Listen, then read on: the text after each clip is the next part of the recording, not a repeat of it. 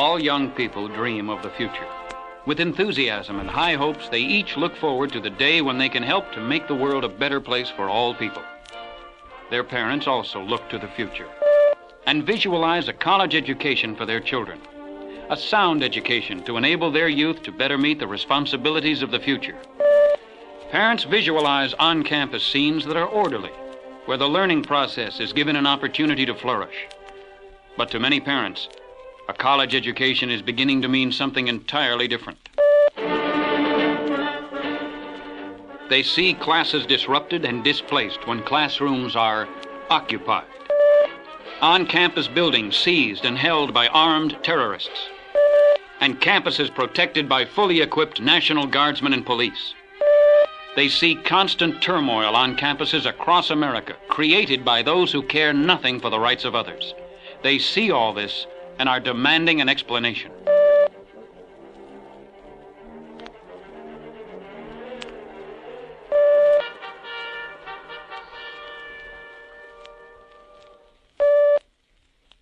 Harvard, the nation's oldest university, has for decades been one of the leaders in the leftward drift in America. An increasing number of students emerge as dedicated revolutionists from this once honored institution. The tranquil scene that normally exists is deceptive.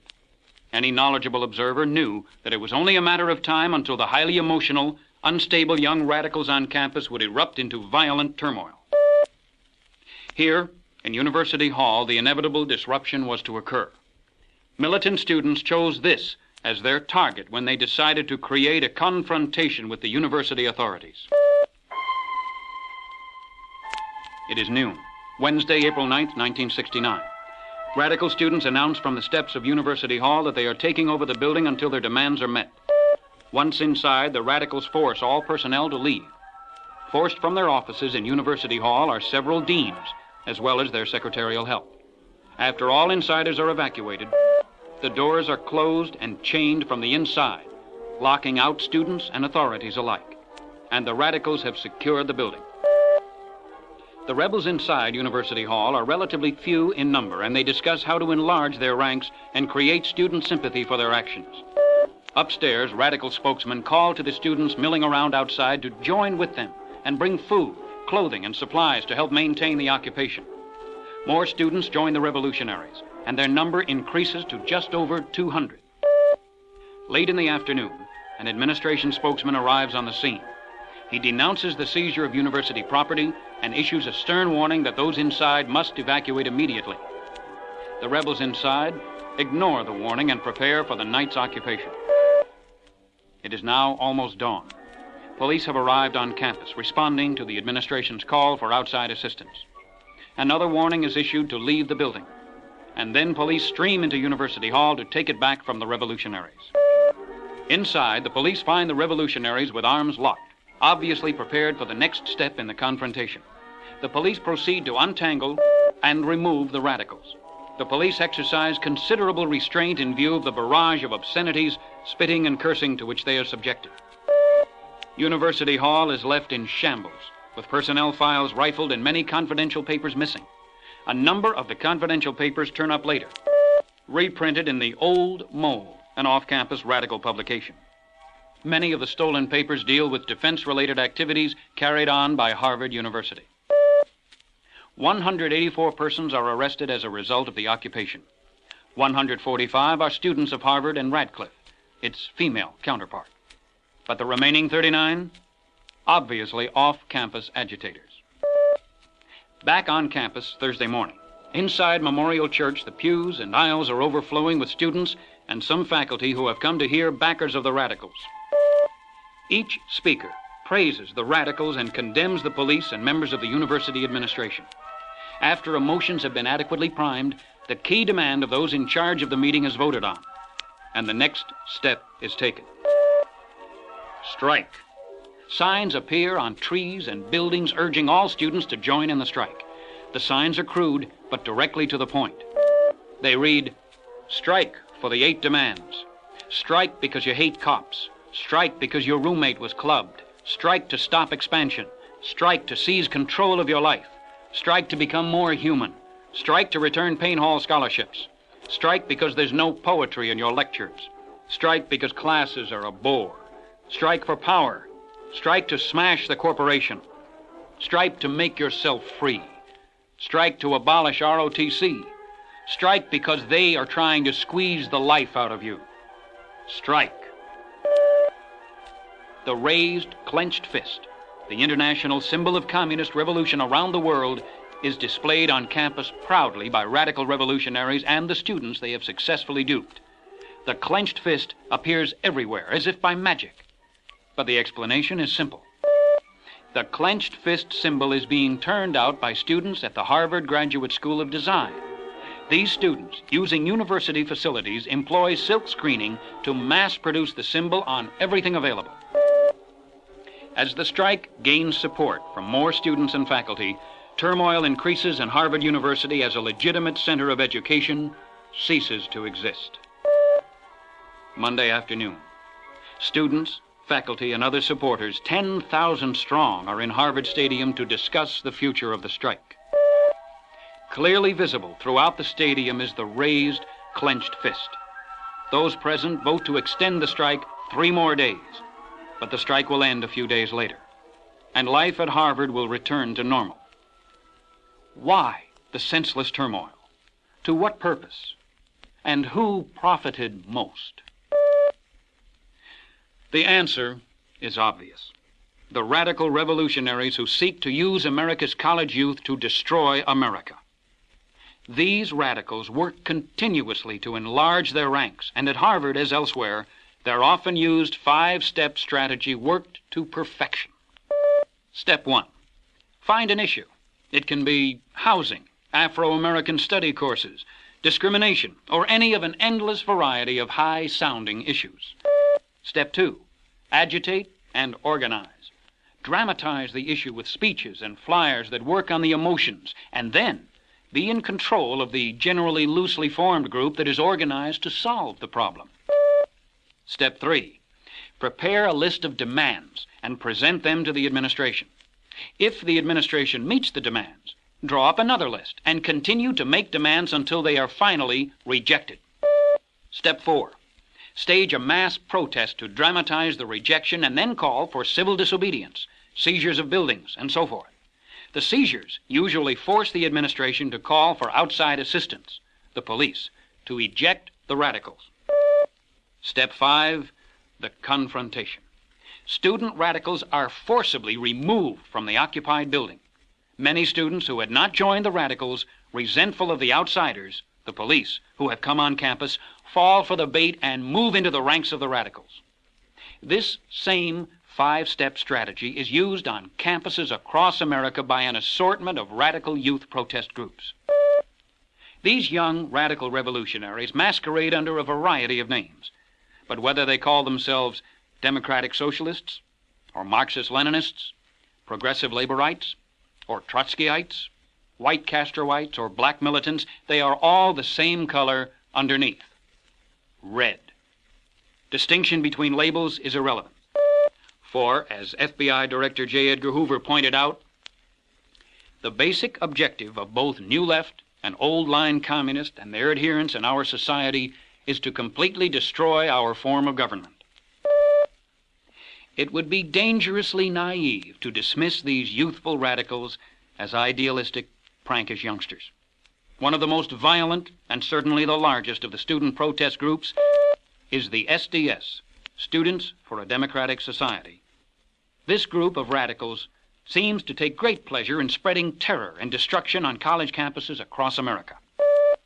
The SDS can be traced back directly to a long-established, well-subsidized, and tax-exempt radical organization. It is an interesting story. In New York City, shortly after the turn of the century, the ISS, the Intercollegiate Socialist Society, was founded. Its purpose was to spread the Fabian brand of socialism among the elite at the college level. The initial chapter of the ISS was formed at Harvard. Other chapters quickly followed at Princeton, Columbia, Barnard, New York University, and the University of Pennsylvania. After World War I, the ISS changed its name to the League for Industrial Democracy, LID.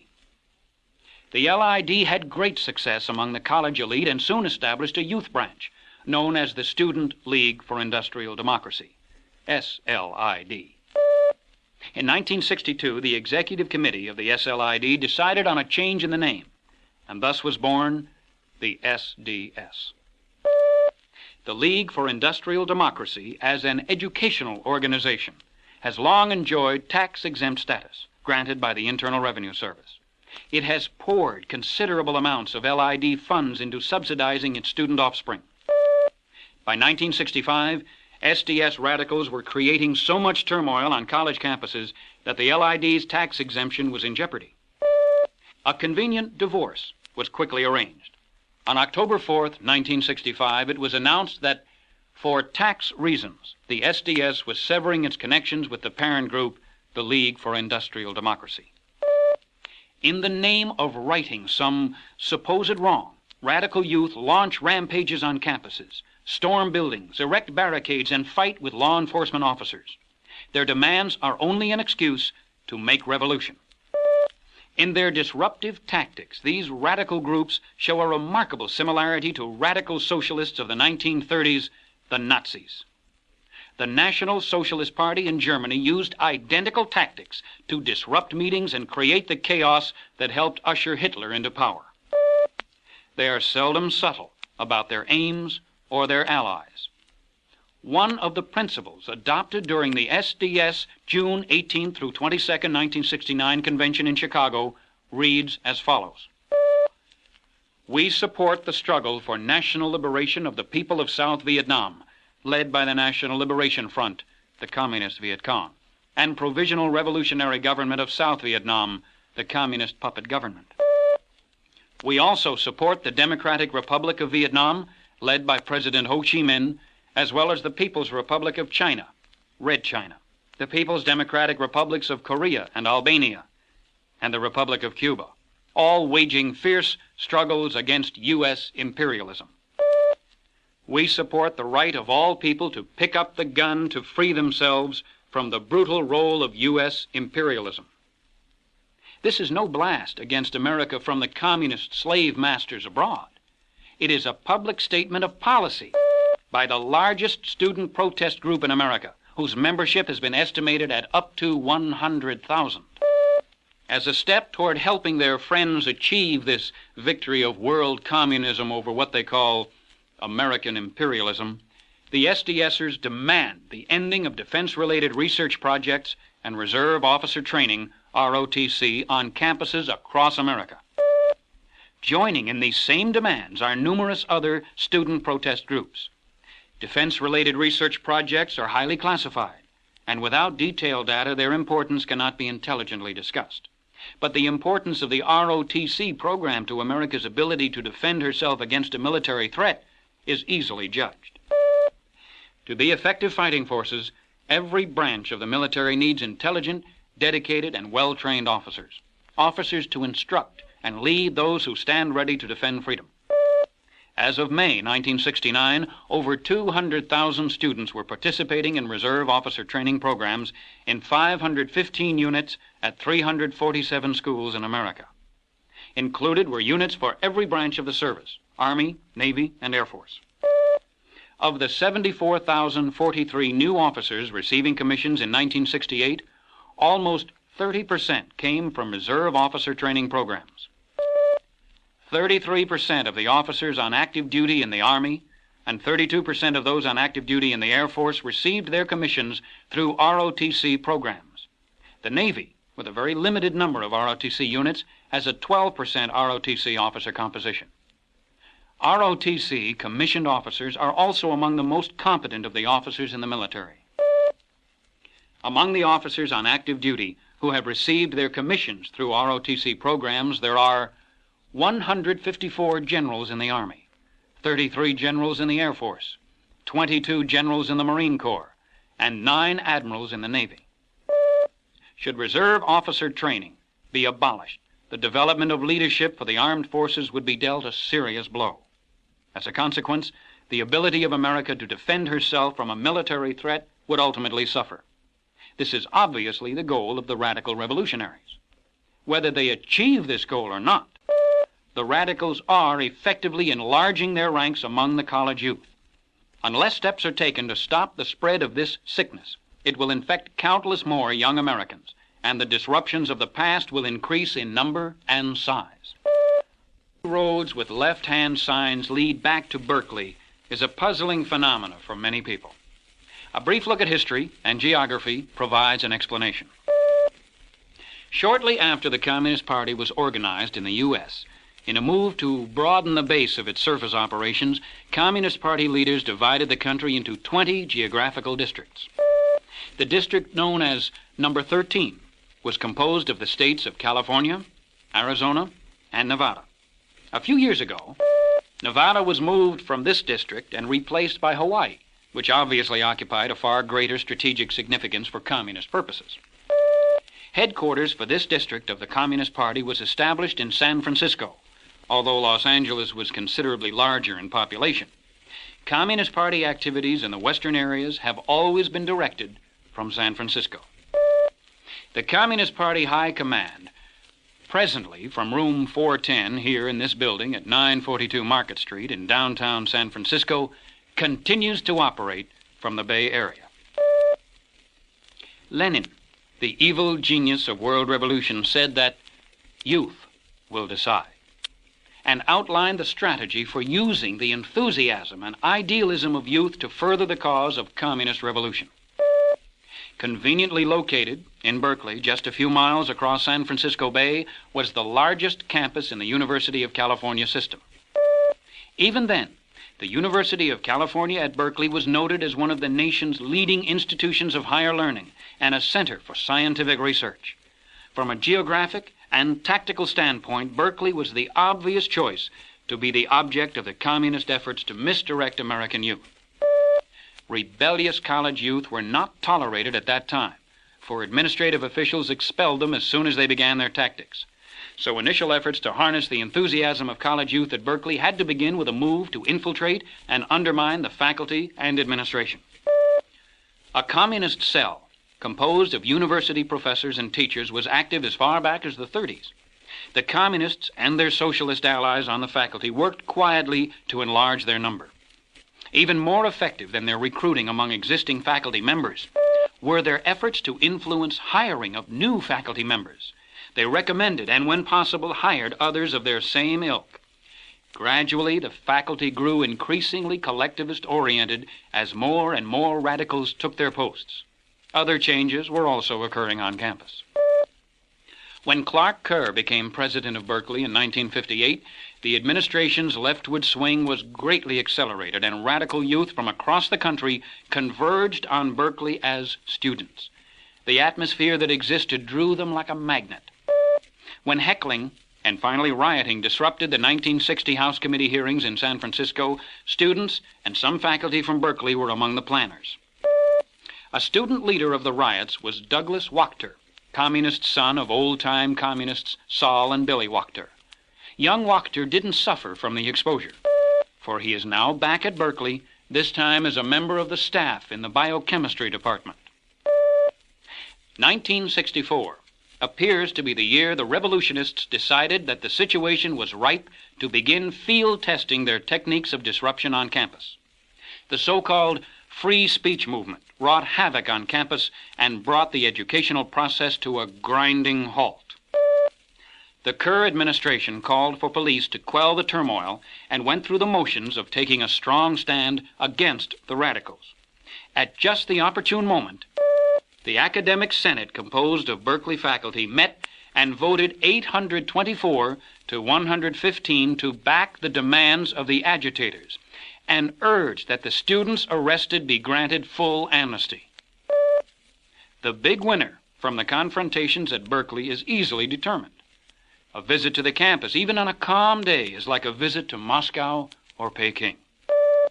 The literature tables on campus are manned by students who reject the American philosophy. Socialism is what these young people accept and what they spread throughout the student body. But socialism is not the only repugnant philosophy on constant display.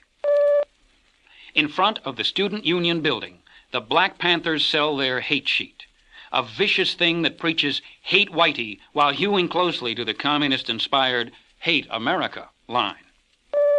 Inside the Student Union building, an anti-American, pro-communist Viet Cong propaganda display featuring a ring made from pieces of an American aircraft shot down over North Vietnam is jointly sponsored by the on-campus RSU, Revolutionary Students Union, and the Communist National Liberation Front of Vietnam.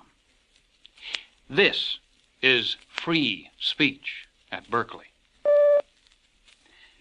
Dr. Hardin Jones, a professor of medical physics, is one of the few outspoken anti-communists on the Berkeley faculty. For over 30 years, as student and professor, he has observed the events at Berkeley firsthand and recently pinpointed what made the Berkeley situation a reality. In the words of Dr. Jones, quote, "The prerequisite for this successful student movement was the leadership and organizational skill supplied by key members of the faculty." End quote. Dr. Jones estimated that in 1964 there were 200 Marxists on the Berkeley faculty, and that by the end of 1968 this number had increased to over 400. This army of professionals is growing rapidly, and their captive audiences, the students, show the results. According to Dr. Jones, the University of California at Berkeley is annually turning out more genuine, committed revolutionaries than were previously produced by the Communist Party in the whole nation. And the techniques tested and refined at Berkeley are being applied on other campuses with the same tragic results. Most students step into college life away from parental supervision for the first time. Like all young people, they are anxious to show the world and their parents that they can stand alone and make their own decisions. Although young and inexperienced in the ways of the world, the vast majority ignore the siren call for revolution issued by radicals on campus. But an ever-increasing number of young people fall victim to a deadly troika made up of radicals on the faculty, student radicals, and professional non-student radicals who go from campus to campus. They all constantly condemn America and can be found on almost every campus across the nation. The 1965 and 1966 reports of the California State Senate Committee investigating un-American activities in California exposed a number of Berkeley faculty who continually support on-campus radical activities. Among the more prominent are Professors Stephen Smale, John Searle, Morris Hirsch, Eli Katz, Sam Cagle, Gerald Berriman, Franz Schurman, and the incredibly blatant Leon Wofsy. Wofsy, son of one of the co-founders of the U.S. Communist Party, served as youth director for the Communist Party before becoming a teacher. As to how important Wofsy was to the communist cause, there was no person during the entire history of the American Communist Party who played a more significant and successful role in organizing communist youth throughout the country than Leon Wofsy. For approximately 20 years, Leon Wofsy played a role of ever-increasing importance in the American Communist Party, until he was making reports directly to its National Executive Committee and was considered sufficiently reliable and indoctrinated to be placed in charge of its national youth movement. Wofsy insists that he left the Communist Party. But here is Wofsy among the sit-inners and protesters during one of the numerous student-staged disruptions. When communist Viet Cong flags were flying during the anti-American Spring Mobilization March against the war in Vietnam in April of 1967, there also was Wofsy. Ironically, he was waving a tiny American flag as he joined in this communist-staged and controlled demonstration. Despite his constant support of pro-communist student radicals, or could it be because of his support, Wofsy remains on the payroll of the University of California. Here in the University of California at Berkeley, 1969-1970 General Catalog, Wofsy is listed as a professor of immunology. In fact, chairman of the Department of Bacteriology and Immunology. An example of the student radical is Bettina Aptheker. She is a second-generation communist, daughter of Herbert Aptheker, head theoretician of the Communist Party in the United States. This oft-quoted student radical received the highest number of votes cast in an all-student election to the Campus Rules Committee at Berkeley. Such success impresses many young college students looking for the key to getting ahead on campus.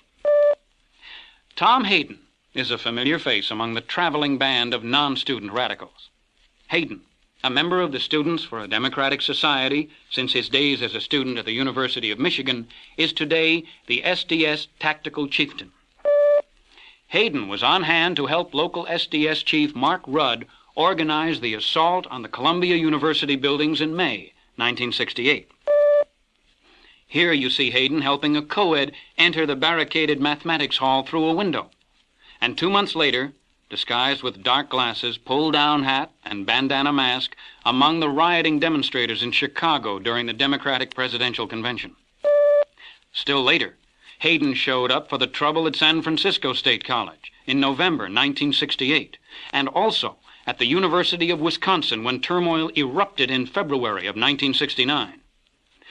Non-student radicals such as Hayden travel almost constantly, leaving a trail of chaos behind them.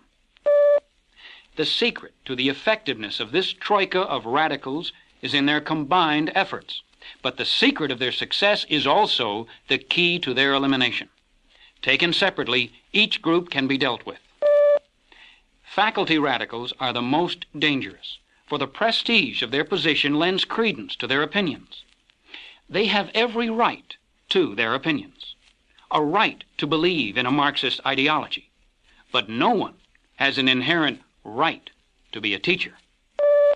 Schools are created usually by the taxpayers, who certainly retain the right to decide what is to be taught in their schools. If the taxpayers do not wish the Marxist philosophy espoused in their schools, this is their prerogative. A teacher who promotes any philosophy that the taxpayers do not want in their schools should be fired. Such action does not deprive the teacher of the right to promote his beliefs. It is simply a case of an employer firing an unsatisfactory employee. Student radicals have a right to their beliefs, and certainly the right to free speech. But no one has an inherent right to go to college. Schools are created usually by the taxpayers, who certainly retain the right to establish the rules to govern activities on their campuses. Student radicals who choose to disrupt a school and violate the established rules should be expelled and denied the privilege of a taxpayer-supported education. Without on-campus allies, the traveling non-student radical becomes simply another easily dealt with trespasser on campus. The way to end turmoil on campus is for college administrators to remove the on-campus radical elements who are fomenting the turmoil. College administrators are employees. Those who refuse to deal firmly with the agitators should be fired and replaced by those who will be responsive to their employers' wishes.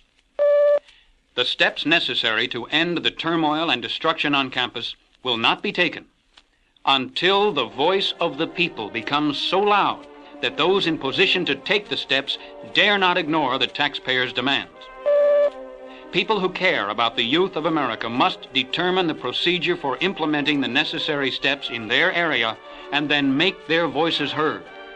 Action by enough concerned Americans can restore the tranquil college scene where youth prepare to meet the responsibilities of the future.